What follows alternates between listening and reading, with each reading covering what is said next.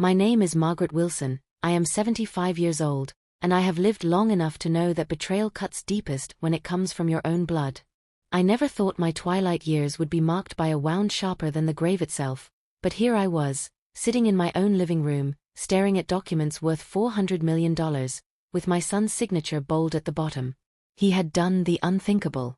My only son, the child I had carried through sickness and storm, tried to sell the land and house that carried my life's memories, while I was still breathing. My hands trembled as I held the papers, but my heart burned with something hotter than fear, the bitter taste of betrayal. And what I discovered next nearly stopped my heart. But before I tell you what I saw on that paper, you must understand how I got here. Because evil does not bloom overnight. It is planted, watered, and fed until one day it chokes you in your own garden. When I was a young woman, I had nothing but hope and hands hardened by work. I met my husband, Richard Wilson, when I was 22, and together we built everything we had brick by brick. We purchased acres of land that everyone mocked us for buying. It's worthless soil, they laughed. You've wasted your money. But I had vision. And vision, my dear, is something money can never buy. Slowly, the land transformed into the most sought-after property in the city. Prime real estate surrounded by industries, luxury hotels, and new developments. What once was worthless dirt became a gold mine. By the time Richard passed away, the land was valued at hundreds of millions. And it was the only thing I had left to my name. My sweat. My tears. My legacy. But nothing tests a mother's love more than children.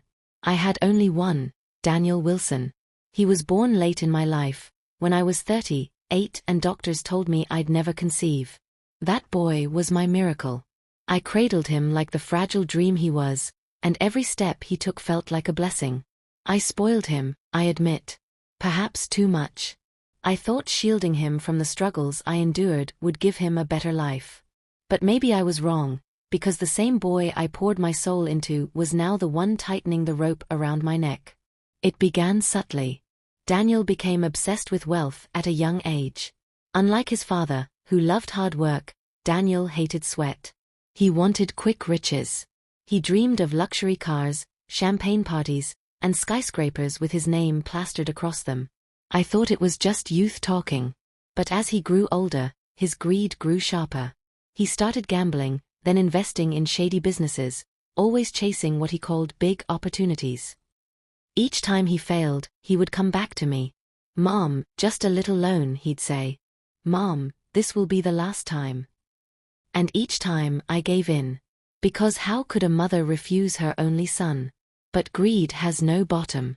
The more you feed it, the hungrier it grows. It was last winter when I first noticed Daniel's eyes linger longer than usual on the estate.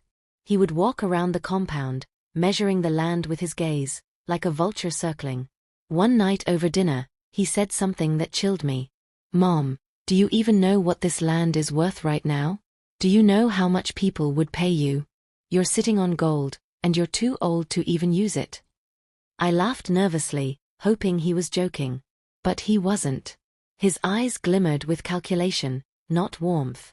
That was the night I couldn't sleep, because for the first time, I saw my son not as my child, but as a stranger. Someone who saw me as an obstacle. Weeks passed, and I tried to brush it aside. I told myself I was overthinking. But then came the night that tore away all my denial. I woke up to the sound of whispers downstairs. I tiptoed quietly, and there he was, Daniel on the phone, pacing back and forth. I will never forget his words. "Yes, 400 million. The land and the house. Don't worry, my mom's old. She won't fight it." My heart stopped. My legs gave way beneath me, but I held onto the railing to keep from collapsing. 400 million. My son was negotiating to sell the home I was still living in, as if I were already dead. I wanted to confront him that very moment, but fear gripped me. What if he turned violent? What if he already signed something? I quietly retreated to my room, my chest pounding like a drum. The next morning, I pretended nothing happened. But inside, my soul was screaming. I needed proof. I needed to know how deep his betrayal ran. 2 weeks later, I found the papers. They were tucked away in his briefcase, but I knew my house well enough to find what didn't belong. And there it was, a drafted agreement with my name forged, my property listed, my legacy sold. All for $400 million. My vision blurred with tears as I stared at my own fake signature, bold and cold on the page. I sat on the floor clutching those papers, my heart breaking into pieces. How could the son I raised, the child I nursed through sickness, the boy who once clung to me with his tiny hands, how could he betray me so ruthlessly? I wanted to scream, to tear the world apart, but the shock muted me. Then suddenly, the front door opened. Daniel walked in, and his eyes landed on the papers in my hands. For a moment, silence filled the room. Our eyes locked. His face drained of color. And then he whispered words that froze my blood. "Mom, you weren't supposed to see that." That was the first thing Daniel said, his voice low, almost rehearsed, as though the betrayal wasn't betrayal at all, but a conversation we could brush off over dinner. He didn't rush to explain, didn't look ashamed. His eyes darted to the papers in my hands like a thief who had just been caught with stolen jewels. I tightened my grip, my knuckles pale as bone. "Not supposed to see?" I echoed, my voice shaking. "Daniel, you forged my signature. You tried to sell everything your father and I built. While I'm still alive. My God, Daniel, what have you become?" For the first time, I saw something frightening in his eyes. It wasn't regret. It wasn't fear. It was annoyance. He sighed, walked past me, poured himself a glass of whiskey from the cabinet, and leaned against the counter like he was the victim. "Mom," he said, taking a slow sip, "I was going to tell you. Eventually. But you don't understand how business works. You've been sitting on this land for decades, and you're too stubborn to let it go. I'm trying to secure our future. My future.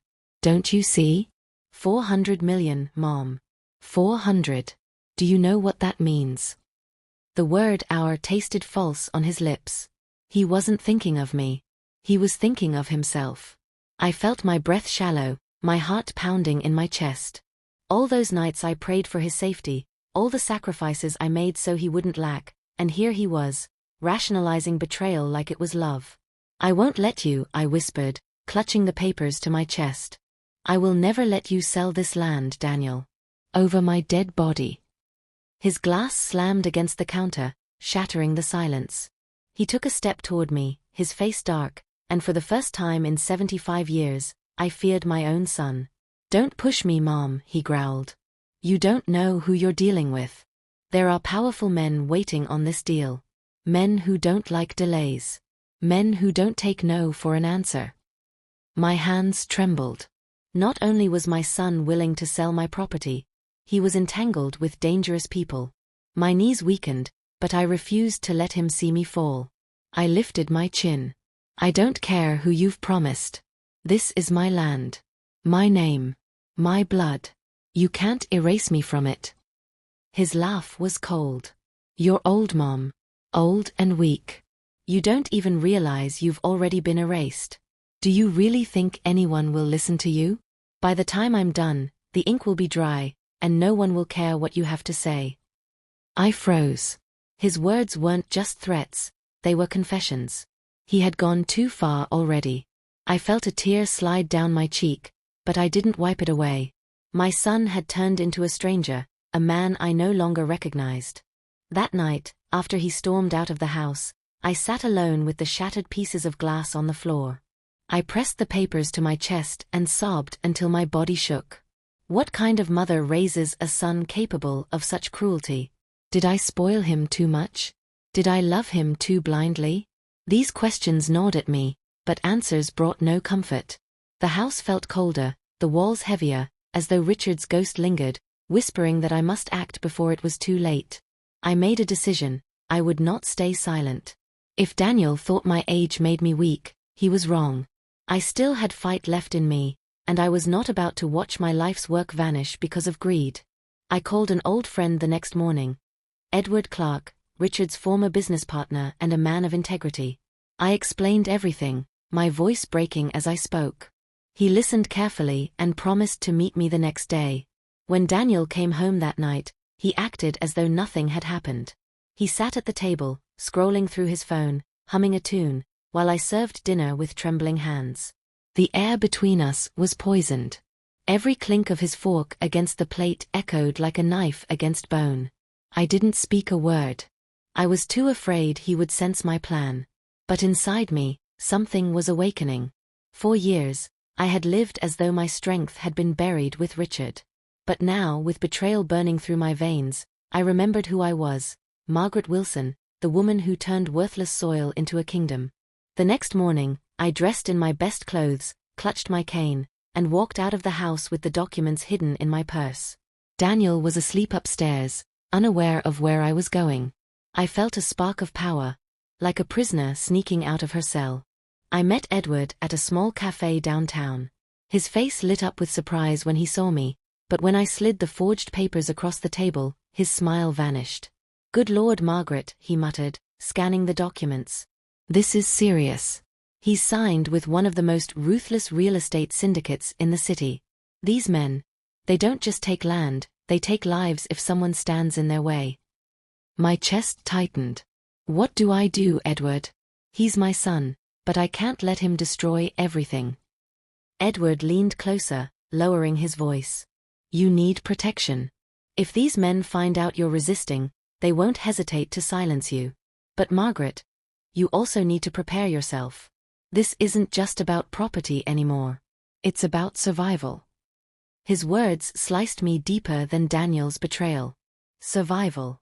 At 75, survival should have meant living peacefully, watching the sunset, telling stories to grandchildren. Not battling my only son for my legacy. My eyes filled with tears, but Edward placed a hand over mine. You're stronger than you think, he said softly. But you need to act quickly. If Daniel finalizes this deal, you may lose more than your land. I swallowed hard, my throat tight with fear.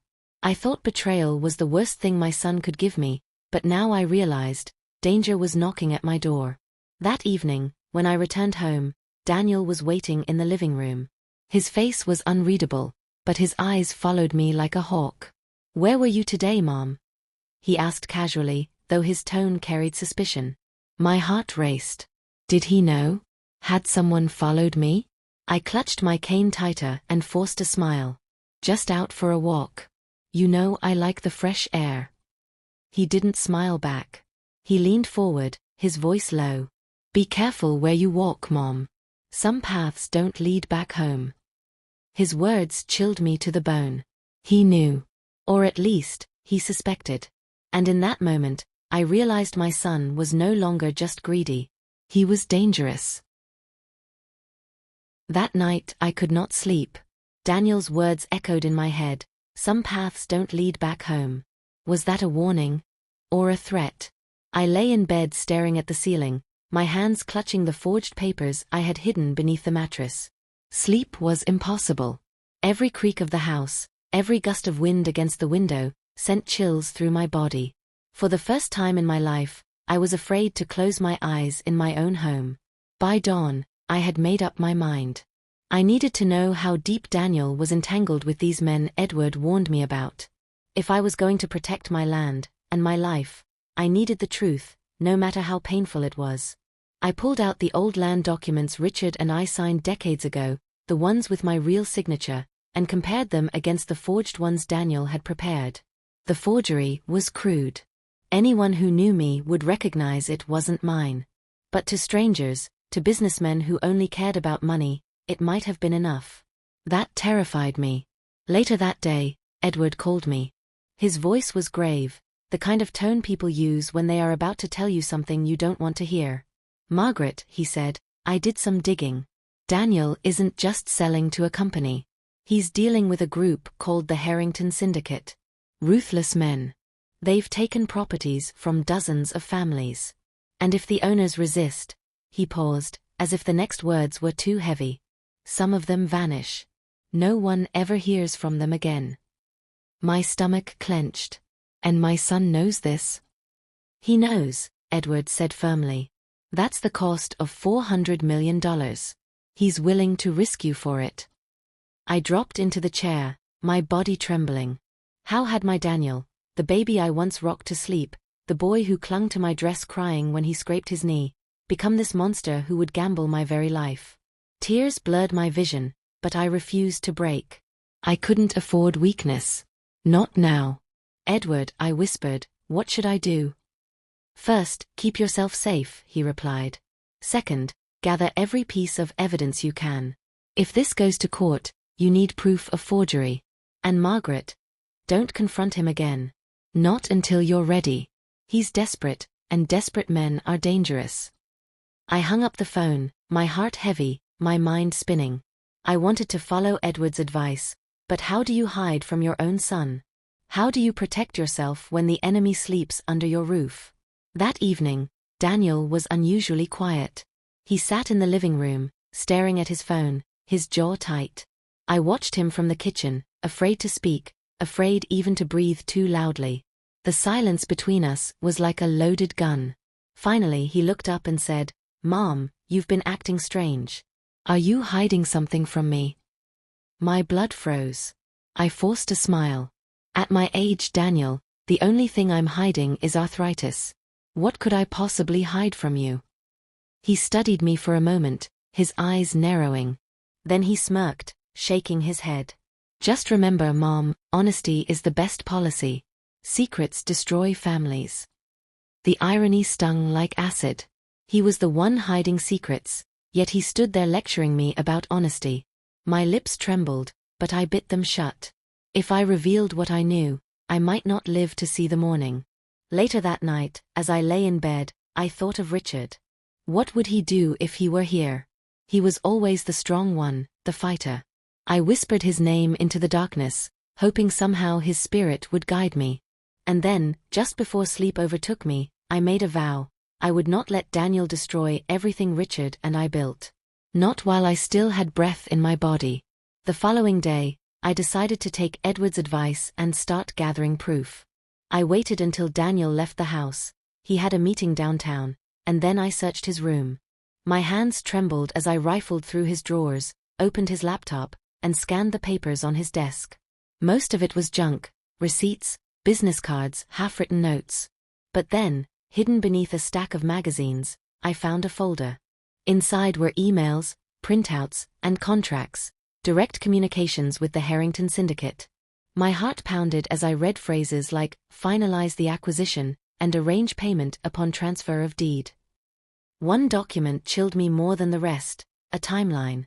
According to the plan, the transfer of my property was set to be finalized in less than a month. Less than 30 days before I would be erased from my own home. Suddenly, I heard the front door slam.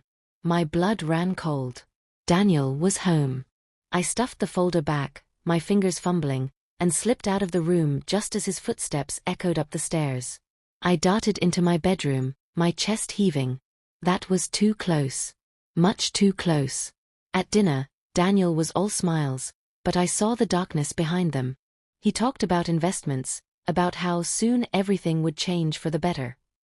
I nodded, pretending to agree, but inside I was screaming. Every word he spoke was another nail in the coffin he was building for me. That night, I called Edward again, whispering into the phone like a criminal in my own house.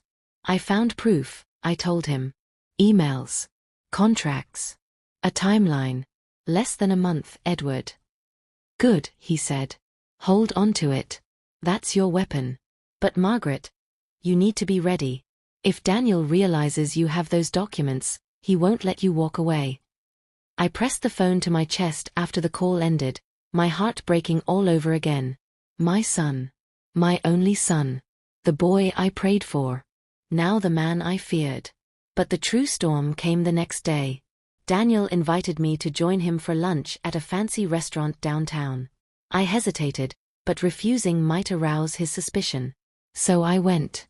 We sat at a table overlooking the city, and for a brief moment, I almost felt like we were mother and son again, until he leaned in and whispered words that made my blood turn to ice. Mom, I need you to sign something. Just a small document to make the property transition easier. Nothing major. Just a formality. He slid an envelope across the table. My hands trembled as I opened it, and there it was, a fresh contract, this time with blank spaces waiting for my signature. He was no longer hiding. He was daring me to surrender. I looked into his eyes, and for a moment, I saw no trace of the boy I raised. Only hunger. Only greed. Only a man willing to bury his mother alive for the sake of fortune. And as I sat there, torn between fear and fury, I realized I was running out of time. One wrong move, and I wouldn't just lose my property, I might lose my life. The envelope sat between us on the polished restaurant table like a loaded gun. Daniel's hand rested casually on his glass of wine, but his eyes never left mine. Cold. Calculating. I could almost hear his thoughts whispering, "Sign it, Mom. Sign it, or else." My fingers itched to tear the paper apart, to shred it into pieces and throw it in his face. But I forced my hand to stay still. I had to be smart. Recklessness would cost me everything. "What is this?" I asked softly, my voice trembling but controlled. Daniel leaned back, his smile smooth, rehearsed. "Just a simple authorization. It saves us time with the lawyers. Nothing for you to worry about, Mom. In fact, signing it will make things easier for you. You'll finally get to rest. No more stress about taxes, tenants, or maintenance. I'll take care of everything."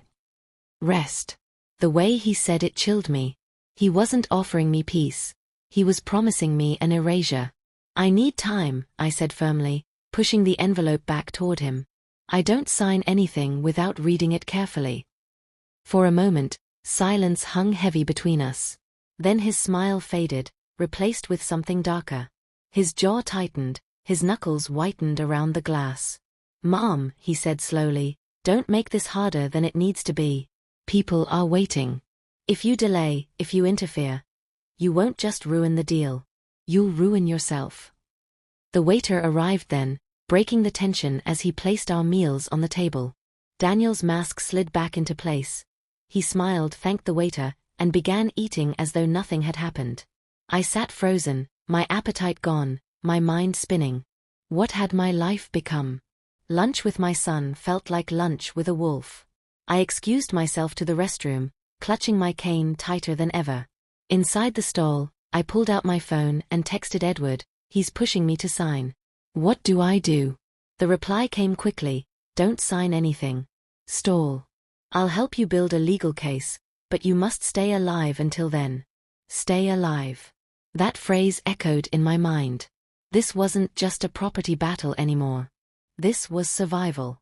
When I returned to the table, Daniel studied me with suspicion. "You were gone a while. Everything okay?" I forced a smile. "Just my age catching up with me. You'll understand one day."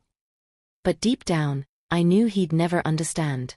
His hunger for wealth had consumed the boy I once knew. The rest of the meal passed in strained silence. When we finally left the restaurant, Daniel's hand gripped my elbow a little too tightly as he led me to the car. His touch no longer felt like a son's support, it felt like control. On the drive home, he spoke again. "You know, Mom, I've been patient. I've given you time. But patience runs out. Don't test me." My throat closed up, but I managed to whisper, "And if I refuse?" His eyes flicked toward me, sharp and cold. "Then you'll regret it." The words struck me like a slap. I stared out the window, hiding the tears that burned my eyes. How did we get here? How did my miracle child become my executioner? That night, I sat in my room with the door locked, clutching the original land documents and the folder of evidence I'd stolen. My mind raced. If Daniel sensed that I was resisting, he might act sooner than I thought. If the Harrington syndicate got involved, my fate would be sealed. And then a thought struck me: I needed allies. Not just Edward. More people who could vouch for me, protect me, stand as witnesses if anything happened. I thought of Grace Thompson, my old neighbor, who had known Daniel since he was a boy. Grace had always been sharp, unafraid of confrontation. Perhaps she could help. The next morning, while Daniel was out, I walked across the street to Grace's house. She welcomed me in, her eyes widening when she saw the strain on my face. I poured out the entire story, the forged signature, the Harrington syndicate, the pressure to sign. By the time I finished, Grace's hands were trembling. "Margaret," she whispered, "this is worse than I imagined. I've seen Daniel with strange men recently, expensive cars parked outside your gate at night. I thought maybe he was just networking, but now," she shook her head. "You need to be careful. Very careful." Her confirmation sent chills down my spine. I wasn't paranoid.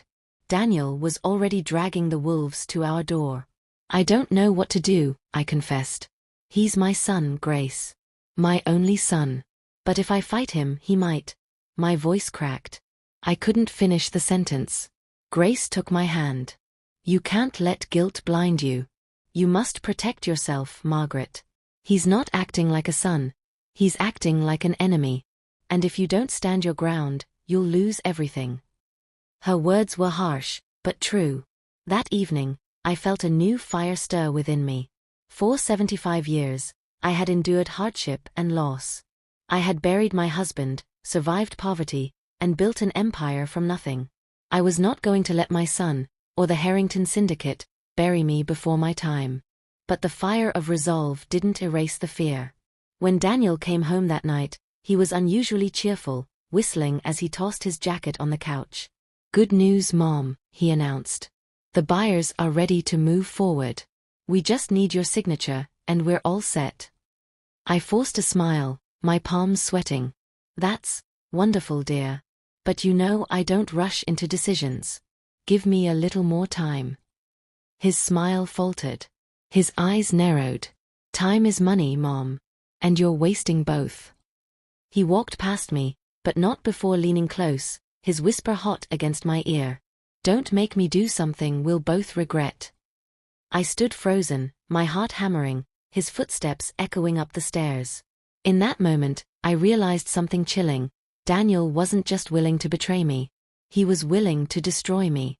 I went to bed that night knowing tomorrow could bring anything. Papers shoved in my face, strangers knocking on the door, or worse. As I drifted into restless sleep, one thought haunted me. How far would my son really go for $400 million? The morning sun filtered weakly through the curtains, but it brought me no comfort. My body was weary from sleepless nights, yet my mind refused to rest. I woke with a heaviness in my chest and the echo of Daniel's whisper, "Don't make me do something we'll both regret." I shuffled into the kitchen, the house eerily silent. Daniel's car was gone from the driveway, which meant I had a window of time. I poured myself a cup of tea, but before I could sip it, the doorbell rang. My stomach tightened. Rarely did anyone come unannounced. When I opened the door, two men in sharp suits stood on my porch. They were strangers, but their polished shoes and piercing stares told me they weren't there for pleasantries. "Mrs. Wilson?" One of them asked, his voice smooth, almost too polite. "Yes," I replied cautiously, my hand tightening on my cane. He smiled, though his eyes remained cold. "We represent the Harrington Syndicate. We're here on behalf of your son, Daniel. He's informed us that you're considering signing the transfer documents. We'd like to assure you that this is a mutually beneficial arrangement. $400 million is a fortune most families never see. Imagine the legacy you'll leave behind."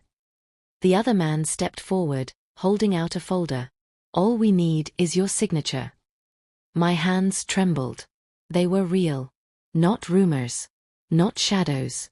Real men with real power standing on my doorstep, waiting for me to hand over my life's work. I forced a polite smile. "I'll need time to review. I don't make decisions in a rush." The first man's smile widened, but it was a predator's smile. "Of course, Mrs. Wilson. But time is short. Deals like this don't stay open forever. We'll return soon, and we hope you'll be ready." As they turned to leave, the second man leaned close, his whisper chilling. "We wouldn't want delays to complicate things for your son, or for you." The door clicked shut behind them, and I collapsed into a chair, my body trembling violently. They weren't just making an offer. They were issuing a threat. That evening, when Daniel returned, I confronted him. "Those men came here today. Do you know what you've done? You've invited wolves into our home." He didn't even flinch. Instead, he smirked, loosening his tie. "Good. That means they're serious. Mom, this is bigger than you realize. These men don't back out. They'll make sure the deal goes through, one way or another. One way or another? I whispered, horrified. Do you even hear yourself? These people are dangerous, Daniel. They don't care about family or legacy. They will destroy us. His smirk faded, replaced with frustration. He slammed his fist on the table, making me jump. Stop fighting me, Mom. This is our chance. 400 million. Do you want to die with land in your name and nothing else to show for it? Don't you want to leave me something greater than dirt? Tears welled in my eyes. That land is not dirt, Daniel. It is my life. Your father's life. Our blood and sweat are in that soil. And you would sell it to strangers who would bury me alive. For a brief moment, I saw something flicker in his eyes. Shame, maybe even guilt, but it vanished quickly, replaced with a hard, cold glare. You're being stubborn, Mom. And stubborn people get crushed. He stormed upstairs, leaving me shaking at the table, my heart aching more from his words than from the threats of the syndicate. My son was no longer just greedy. He was reckless, blinded by ambition, willing to gamble with my life as if it were chips in a casino. That night, I couldn't stay in the house. I slipped across the street to Grace's home, knocking quietly on her door. She let me in, concern etched on her face. I told her everything, the visit from the men, Daniel's reaction, his growing aggression. Grace gripped my hand. Margaret, you can't stay under that roof anymore. You're not safe. If he's willing to bring those men into your home, there's no telling what he'll allow next. Her words struck me, but the thought of leaving my home, the place Richard and I built together, broke my heart. If I leave, I lose everything, I whispered. Grace's eyes were firm. If you stay, you could lose your life. Her warning haunted me long after I returned home. I locked my bedroom door and sat in the dark, clutching the land documents to my chest. I thought of Richard, of the promise we made to protect this land for future generations. And then I thought of Daniel, my only son, now a stranger who saw me as nothing more than an obstacle. The following day, Edward called me again. Margaret, I've been speaking with a lawyer I trust. If you can get those forged documents to him, he can start building a case. But you must be careful. If Daniel or the Harrington Syndicate find out, they'll stop at nothing to silence you. Silence me. I repeated, my voice barely a whisper. Margaret, Edward said gravely, this isn't just about money anymore. It's about survival. You need to decide, are you ready to fight? I looked at the documents clutched in my hands, my tears staining the paper. My heart was breaking, but somewhere deep inside, a fire burned. I was 75, but I was not weak. I had built this empire from the ground up, and I would not let greed erase me. Yes, I whispered into the phone. I'm ready. But just as I made that vow, I heard footsteps outside my bedroom door. A shadow passed beneath the crack, and then Daniel's voice came, soft, almost playful. Mom, he called, are you awake? We need to talk. My heart froze. Did he know I had the documents? Did he hear my conversation with Edward? I stayed silent, holding my breath, clutching the papers tighter. The door handle rattled. Slowly, firmly. And then Daniel whispered through the door, his voice like ice. Don't think you can hide from me, Mom. I know more than you realize. The rattle of the doorknob lingered in my ears long after Daniel's footsteps faded away. I sat in the dark, my back pressed against the headboard, my chest rising and falling with shallow breaths. His words replayed in my head like a curse. Don't think you can hide from me, Mom. I know more than you realize. Had he overheard my call with Edward? Did he suspect I had the documents? Fear wrapped itself around me like a vice. My bedroom, once my sanctuary, now felt like a cage. I didn't sleep that night. I kept a lamp burning and the cane within reach. Every sound in the house made me flinch, the creak of the stairs, the hum of the refrigerator, the wind rattling the shutters. I was a prisoner in my own home, terrified of the very son I once nursed to health when fevers threatened his life. By morning, I had made a decision. I couldn't wait any longer. If Daniel was on to me, every moment I stayed under his roof increased my danger. I had to get the documents to Edward's lawyer before it was too late. I dressed quickly, slipped the papers into my handbag, and crept out of the house while Daniel was still asleep. My heart pounded as I walked briskly down the street, the cool morning air biting at my face. Grace was waiting at the corner, just as we'd planned. She had insisted on accompanying me. No 75-year-old woman should walk into danger alone, she had said. We caught a cab into the city and arrived at the lawyer's office. Michael Harris, a tall man with kind eyes and a reputation for defending the defenseless. I spread the forged documents on his desk, my hands trembling as I spoke. Mr. Harris, my son. He's trying to sell my property. He forged my signature. And the buyers. They're dangerous men. Michael examined the documents carefully, his brow furrowed. This is indeed forgery. And if these men are who I think they are, Mrs. Wilson, you're in grave danger. But don't worry, we'll fight this. First, we'll secure these documents safely in my office. Then, we'll file an injunction to stop any transfer of your property until the case is settled. For the first time in weeks, I felt a glimmer of hope. My knees nearly gave way with relief. Grace squeezed my shoulder, her eyes shining with encouragement. But Michael wasn't finished. You must also protect yourself, Mrs. Wilson. If your son realizes you've come to me, he may become desperate. And desperate people, they can do terrible things. The weight of his warning pressed on my heart. I nodded, but deep inside, fear gnawed at me. How much time did I have before Daniel discovered what I'd done? By the time I returned home that evening, the house felt different. Too quiet, too still. Daniel's car was in the driveway, but the living room was empty. I called his name, my voice trembling, but there was no response. Then I saw it, the envelope. The same one he had given me at the restaurant. It sat on the kitchen table, but this time, it wasn't empty. My name was written across it in bold letters. With shaking hands, I opened it. Inside was a single sheet of paper. On it, in Daniel's handwriting, were 5 words that chilled me to the bone. Sign, or suffer the consequences. My legs gave way, and I collapsed into the chair. My own son had left me a threat, bold and clear. Later that night, Daniel finally appeared. He walked into the living room as though nothing had happened, his face calm, almost cheerful. "Mom," he said, "I hope you've had time to think. The deal is almost ready. All we need is your signature." I wanted to scream at him, to tell him I'd already gone to a lawyer, that I'd already set the wheels of justice in motion.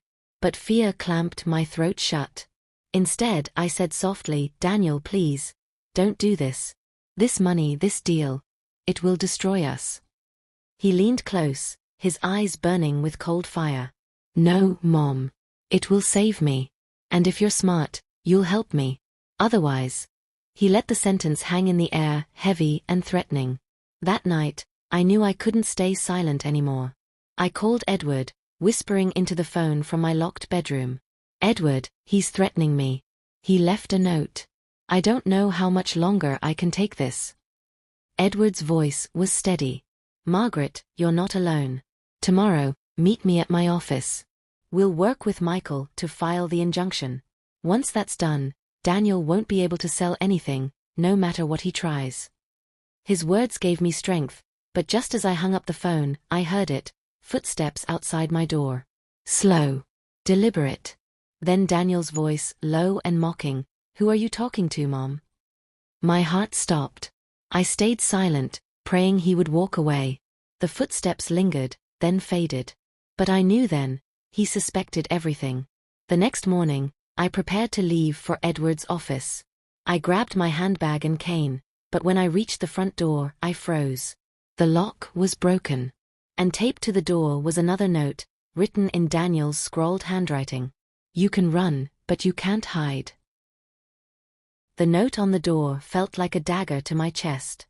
"You can run, but you can't hide."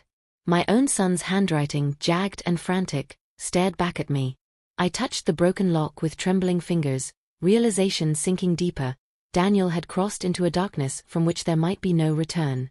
I stepped back, my breath shallow, clutching my cane for balance. If he had broken the lock, what else was he capable of? My home, the place that once radiated warmth and safety, now reeked of violation. I stuffed the note into my handbag and hurried out, my heart pounding with every step. Grace was waiting in her car, eyes widening when she saw my pale face. "He's escalating," I whispered as I climbed in. "Grace, he broke the lock. He left another threat." She gasped, shaking her head. "Margaret, this is no longer about property. This is about your life." The ride to Edward's office passed in tense silence. When we arrived, I showed him the note. His jaw tightened, his usually calm demeanor cracking into fury. "This is intimidation," Edward said, his voice hard. "Margaret, we can use this. Combined with the forged documents, it strengthens our case. But you must understand, if Daniel feels cornered, he might lash out." I swallowed hard, fighting back tears. "Edward, he's my son. How did we get here? What happened to the little boy who used to pick me wildflowers from the garden? The one who cried when he thought I was upset?" Edward's eyes softened, but his words were firm. "Greed, Margaret. It changes people. But no matter what he's become, you cannot let him take everything you've built. If you give in now, there'll be nothing left, not for you and not for the future." Michael Harris, the lawyer, entered the room just then. "Mrs. Wilson, we've filed for an emergency injunction. Until the court hears the case, no property sale can go through. Daniel will be blocked legally." Relief washed over me, but only briefly. What if the Harrington Syndicate doesn't care about court orders? What if they pressure Daniel to find another way? Michael looked grave. "That's the danger. If Daniel promised them this deal, and now he can't deliver, they'll come after him. And if they believe you're the obstacle, they'll come after you too." A cold shiver rippled through me. When I returned home that evening, the air inside the house felt heavy, suffocating. Daniel was waiting in the living room, his face pale, his jaw clenched. He stood as I entered, his eyes narrowing at the sight of me. "Where were you?" he demanded. I steadied myself, clutching my cane tighter. "Out. I don't owe you an explanation." His laugh was bitter, hollow. "Don't play games with me, Mom. I know you've been talking to Edward. I know about the lawyer."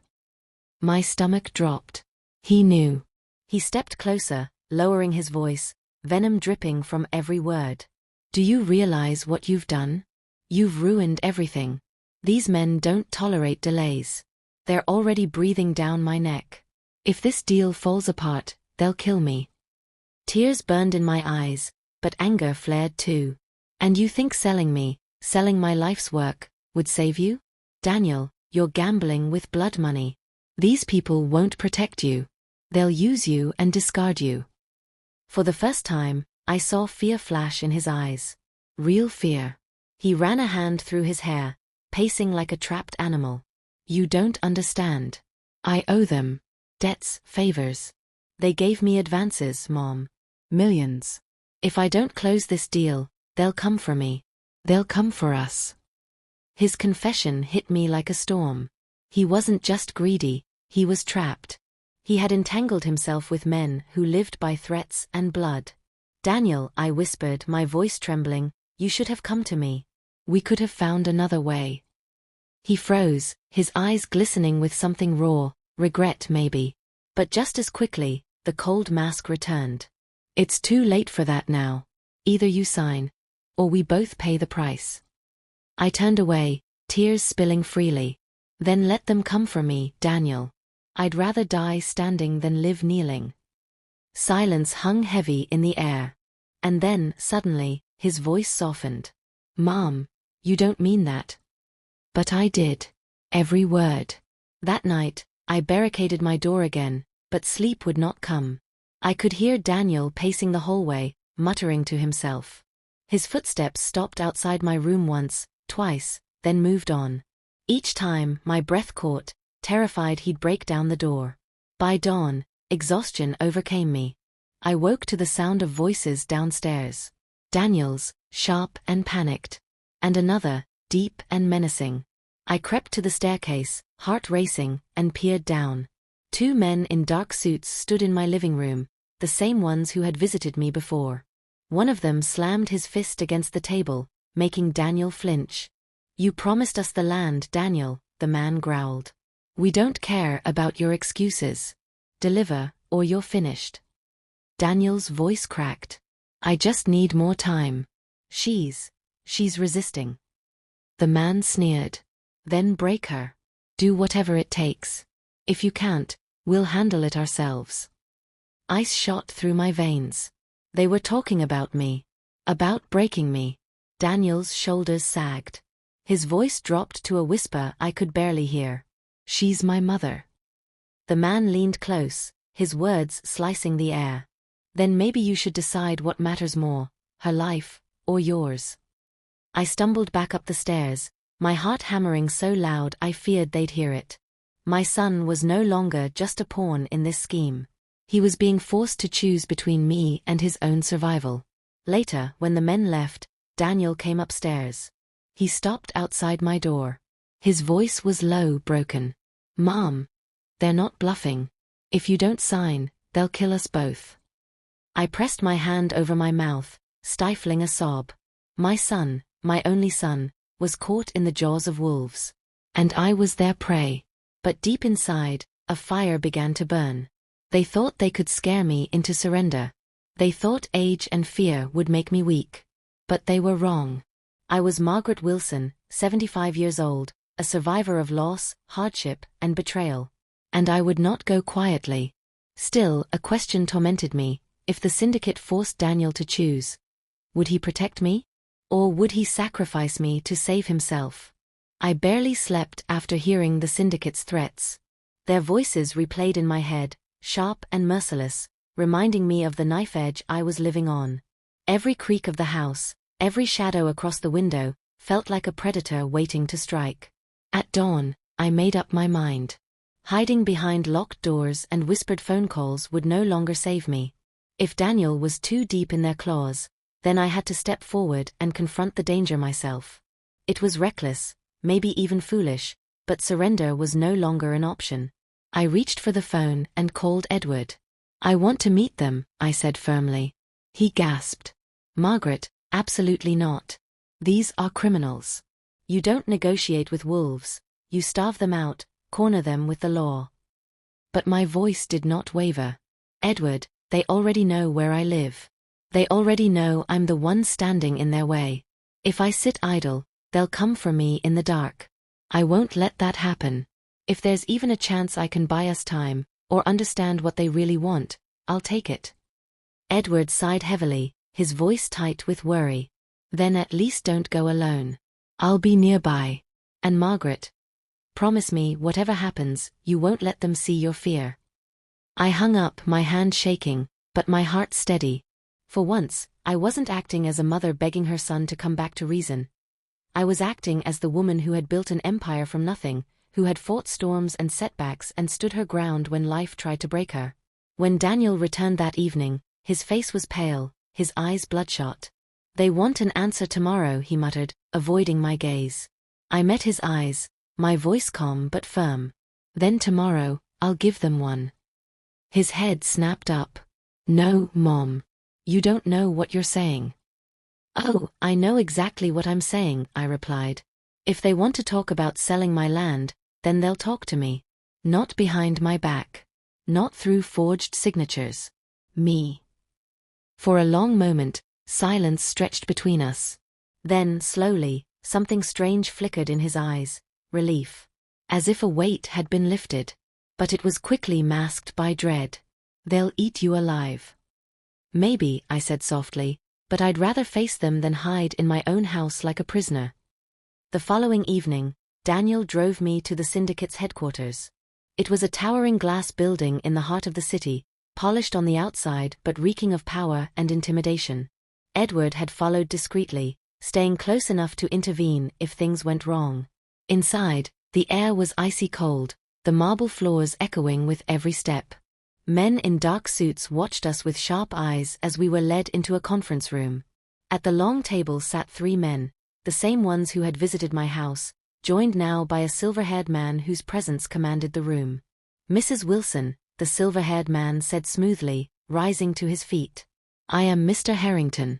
I must say, It's an honor to meet the woman behind such valuable land. I sat, my cane resting by my side, my voice steady. This land is not for sale. Not now. Not ever. The room went silent. Harrington's smile faltered, then curved into something colder. You're a brave woman. But bravery can be expensive. I've already paid the highest price, I said firmly. My husband's blood, sweat, and life are in that land. My own years of labor are buried there. You think money can erase that? You think $400 million can make me forget who I am? One of the men slammed his fist against the table, making Daniel flinch. Do you realize what you're saying, old woman? We've invested in this deal. Time, resources. Your son assured us it was secured. I turned to Daniel, who sat rigid, his face pale. My son lied. And he lied because he was desperate. But my signature is mine alone, and it will never be on your papers. Harrington leaned forward, his voice dropping to a whisper that dripped with menace. Then you're leaving me no choice. If the land isn't mine, Mrs. Wilson, then neither are you. For a moment, fear clawed at my chest. But then something fierce rose within me. I leaned forward, matching his gaze. Do what you must. But remember this, empires built on greed crumble. And when yours falls, it will bury you deeper than any grave. The room erupted into tension. One man reached for Daniel's shoulder, gripping it tightly. If your mother won't cooperate, then her blood is on your hands, Daniel. Daniel's face contorted with anguish.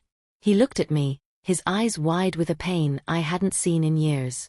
Mom, please. Just sign it. Please, I'm begging you. My heart broke at his desperation, but I shook my head. No, Daniel. I will not destroy our legacy for men who see us as pawns. And I will not let you sell me while I'm still breathing. The syndicate men rose from their seats, their patience clearly gone. Harrington's cold smile returned. Very well, Mrs. Wilson. You've made your choice. Let's see how long you can live with it. They dismissed us like insects, but as Daniel and I walked back to the car, I noticed something strange in his eyes. Not just fear but resolve. As if the walls closing in on him had finally forced him to make a decision. The drive home was silent until he pulled over suddenly on a deserted street. He slammed his hands against the steering wheel, his breath ragged. Mom, he said, his voice breaking, they're going to kill me if this deal doesn't happen. Do you understand? They'll kill me. Tears filled my eyes. Daniel, I'd rather lose you to your mistakes than see you trade my life for yours. But you have a choice. Stand with them or stand with me. His jaw clenched. He didn't answer. But in his silence I saw the truth. He hadn't chosen yet. And his choice would either save me or destroy me. As we pulled back into the driveway, I noticed headlights trailing us. A black car parked across the street, its engine running, its windows tinted dark. My heart sank. They were watching us. That night, as I lay in bed, I realized something chilling. The syndicate no longer needed to convince me. They just needed to break me. And they would use Daniel, my own son, to do it. But what Daniel didn't know was that I had begun my own plan. The black car parked across the street was more than just a shadow. It was a reminder that my freedom was slipping away with each passing moment. Its engine hummed through the night, a predator waiting patiently. I pulled my curtains tight, but the glow of the headlights still bled through, searing into my chest like a warning. We are watching you. By morning, the car was gone, but unease lingered. I sat at the kitchen table with my cane across my lap, sipping tea that tasted more like ash. Daniel stumbled in, his eyes bloodshot, his shirt wrinkled. He avoided my gaze, but I could see the war raging inside him. Mom, he said finally, you have no idea what they're capable of. You think you can outwit them? You think the courts or Edward or some lawyer can save you? They own everything. Judges, police, politicians. The law won't protect you. I set my cup down, staring at him. Maybe not. But the truth will. And truth always outlives greed. His laugh was bitter. Truth? These men bury the truth 6 feet under. He ran a hand through his hair, his voice cracking. They told me last night, If I don't deliver within 72 hours, they'll kill me. And if you keep resisting, they'll kill you too. His words should have broken me, but instead, they hardened my resolve. Daniel, I'd rather face death with my integrity than live with blood money. You may not understand now, but one day you will. That land is our soul. Selling it is like selling me alive. For a brief second, I saw it. Something human flickering behind his eyes. Regret. Fear. Maybe even love. But it was gone just as quickly, replaced with the hardened mask of a man cornered by wolves. Later that day, Edward called. Margaret, I've secured evidence. Proof of the forgery, proof of their threats. But we need more. Something that ties Daniel directly to the syndicate's contract. If we can get that, we can expose them publicly. The court may be compromised, but public opinion is a weapon they fear. It was risky. To get those papers, I'd have to confront Daniel, or worse, search his things without his knowledge. But my gut told me this was my only chance. That night, after Daniel fell asleep on the couch, a half-empty bottle of whiskey at his side, I crept into his study. My cane tapped softly against the wooden floor as I moved toward his desk. My hands shook as I rifled through drawers, searching for anything. Contracts, receipts, letters. Then I found it. A leather folder tucked beneath a stack of old bills. Inside were contracts with the syndicate, covered in Daniel's signature. One page froze me in place, a personal debt note. Daniel Wilson owes the Harrington Syndicate $35 million. My knees buckled. $35 million. My son hadn't just made a mistake. He had gambled our future away and shackled himself to predators. I slipped the folder into my handbag, my heart pounding as I turned to leave. But then a voice cut through the darkness. What are you doing, Mom? I spun around. Daniel stood in the doorway, his eyes blazing, his hand gripping the frame so tight his knuckles whitened. The bottle of whiskey was gone. He had been awake all along. Daniel, I stammered, clutching the handbag to my chest. I needed to understand. I needed to know the truth. He stepped forward, his face twisted with fury. You went through my things. You think you can fix this? You think stealing my papers will save you? Tears streamed down my face. I'm trying to save you, Daniel. Don't you see? These men will eat you alive. You've given them everything, and still, they want more. If we take this to Edward, if we go public, we can fight them. His jaw tightened. For a moment, silence hung heavy between us. Then, slowly, he shook his head. No. You don't get it, Mom. It's too late. If you give Edward those papers, they'll kill us both before it ever sees daylight. He lunged forward, snatching the folder from my bag. You should have stayed out of this. Now you've made it worse. I stumbled back, my chest aching, my breath shallow. Daniel, listen to me. If you give them that land, they won't save you. They'll own you. Forever. But his eyes were wild, his voice a broken whisper. I'd rather be owned than buried. He stormed out of the study, slamming the door behind him. I collapsed into a chair, sobbing. The fragile bond between us, mother and son, was crumbling faster than I could hold it together. The next day, I went to Grace's house. I told her everything, my voice raw, my hands trembling. She listened in silence, then finally spoke. Margaret, you can't save him if he won't save himself. Sometimes love means letting go, even if it breaks you. Her words pierced me. How could a mother let go of her child, even when that child had become her enemy? How could I abandon the boy I once rocked to sleep in my arms? That night, Daniel didn't come home. The house was eerily silent, filled only with the echoes of my memories. I sat in Richard's old chair, clutching his photograph, whispering into the darkness. Richard, what do I do? Our son is drowning, and he's dragging me with him. Do I fight for him, or do I fight against him? At midnight, the black car returned. This time, it didn't stay across the street. It pulled into my driveway. Two men stepped out. One of them carried a folder, the same folder Daniel had taken from me. The other carried something far worse, a gun tucked into his jacket. My breath caught in my throat. They were here.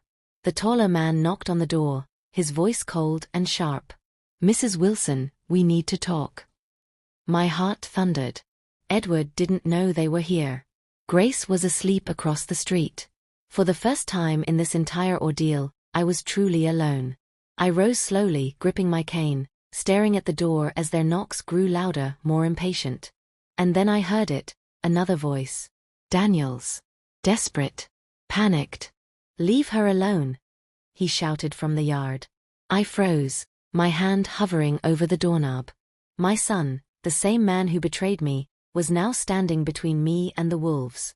But the question burned in my chest: was he there to save me, or to silence me once and for all? The pounding on the door rattled through my bones. The syndicate men stood outside, their voices sharp, demanding, growing louder with each second. My heart thumped against my ribs like a drum, my cane trembling in my grip. And then I heard Daniel's voice, broken and desperate. "Leave her alone."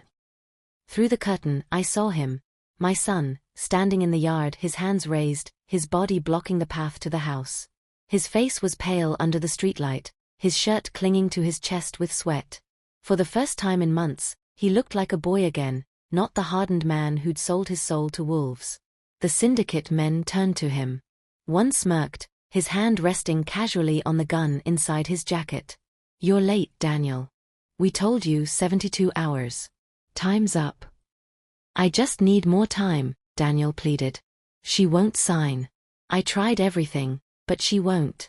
Just give me another chance. Please." The silver-haired man stepped forward, Harrington himself. His voice was calm, but it cut sharper than a blade. "Another chance? You've had enough. You promised us the land. You delivered nothing. And now you expect mercy." Daniel's shoulders sagged, but then he squared himself, his voice shaking but louder than before. "Then take it out on me. But leave my mother out of this." I gasped, my hand flying to my mouth. My son, the same one who forged my signature, who threatened me, who dragged me through hell, was standing between me and death. Harrington's laugh was low and cruel.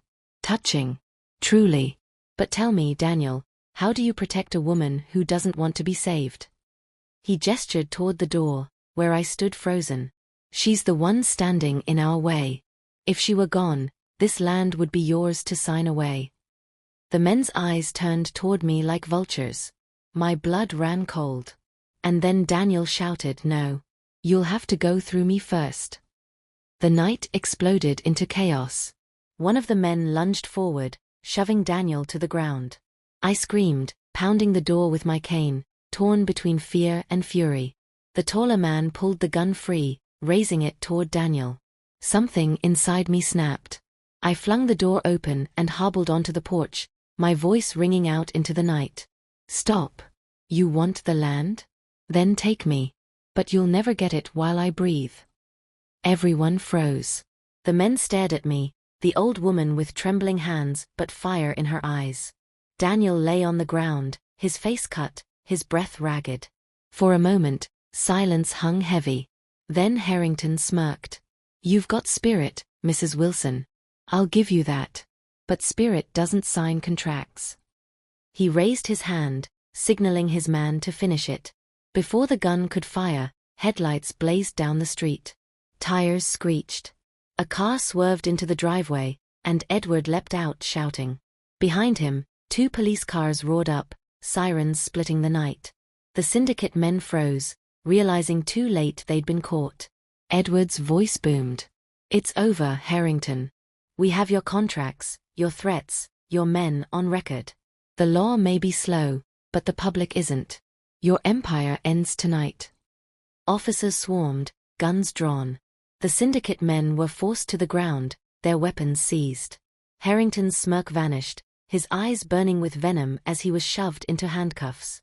Daniel lay on the grass, shaking, staring at the chaos around him. When the police finally drove away with Harrington and his men, silence returned to the street, broken only by the hum of crickets in the night. I knelt beside Daniel, my old knees aching, tears streaming down my cheeks. "Daniel," I whispered, brushing his hair back. "Why? Why did you do this?" His eyes filled with tears. I thought I could fix it. I thought if I just got the money, everything would be okay. I didn't see what it was doing to me, what it was doing to you. And then, when I saw that gun pointed at me, all I could think was, I didn't want you to die hating me. I sobbed, pulling him into my arms, holding him as I had when he was a child. I don't hate you, Daniel. I never could. But you must understand, money is not life. Greed is a fire that consumes everything. And if you let it, it will burn you too. He wept against my shoulder, his body shaking. For the first time in years, I felt the boy I once knew, the boy who picked flowers for me, who dreamed of being like his father. In the weeks that followed, the case went public. Edward and Michael presented the forged documents, the debt contracts, and the threats I had recorded in secret. Newspapers ran headlines about the Harrington Syndicate's collapse. Their empire, built on greed and intimidation, crumbled under the weight of exposure. As for Daniel, he faced his debts head-on. The court ordered him into bankruptcy proceedings, stripping him of the illusion of wealth he had tried to chase. He moved out of my home, not in anger, but in shame. For a long time, he couldn't look me in the eye. But I visited him often. I brought him food, I sat with him in silence, and slowly he began to rebuild, not wealth but humility. One evening, months later, he stood on my porch, his face weary but his eyes clearer than I had seen in years. "Mom," he said softly, "I don't deserve your forgiveness. But I want to earn it. Will you let me try?" I took his hand in mine, my wrinkled fingers wrapping around his. "Forgiveness isn't earned, Daniel. It's given. And I give it freely. But trust that you must rebuild brick by brick." His eyes filled with tears as he nodded. "The land remains mine. The soil where Richard and I built our lives is untouched, still whispering with memories of our love and sacrifices. And I protect it not just for myself, but as a lesson, for Daniel, and for anyone who thinks money can buy life. Because the truth is simple, wealth fades, but integrity endures. And sometimes, the greatest inheritance we leave behind isn't riches, but the strength to stand firm when the world tries to sell us out. As I look at the setting sun from my porch, Kane by my side, I know my story is not just about survival. It's about legacy, resilience, and the unshakable bond between a mother and her child, even when that bond is tested by fire. But in the back of my mind, one question still lingers. If Edward hadn't arrived that night, if the police hadn't come in time, would Daniel have chosen me or the syndicate? I may never know the answer. But one thing is certain, greed nearly destroyed us. Love, battered and scarred as it was, saved us. And I will carry that truth with me until my final breath. My love, did you like my story? And which city are you listening from? Let's meet in the comments. If you like the story, you can support me by sending a super thanks so I can keep bringing more stories like this. Thank you so much for your sweet support. I'm looking forward to your comments on the story. On the screen, you can see 2 new life stories that I highly recommend. There's so much more on my channel. Don't forget to subscribe. See you in the next life story.